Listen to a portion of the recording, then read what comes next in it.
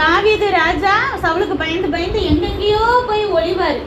சீப்புங்கிற ஒரு வனாந்தரத்துக்கு, மாகோன், என்கேதி அப்படின்னு சொல்லிட்டு நிறைய வனாந்தரத்துக்கு ஓடிக்கிட்டே இருப்பார்.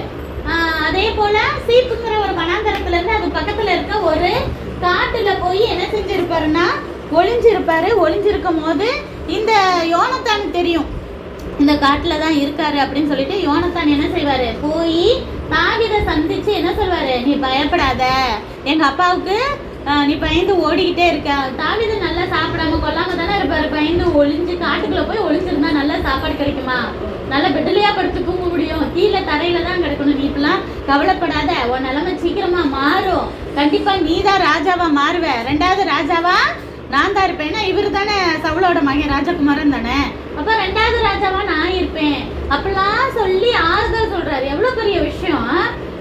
ஒரு மச்சாங்கிற உறவை வந்து முதல் நிலைமையில வச்சுட்டு நான் 2வதா இருப்பேன், அதுவும் அவர் கஷ்டப்பட்டு இருக்கும் போது தேடி போய் ஒரு ஆறுதல் சொல்ற எவ்வளோ பெரிய விஷயம்.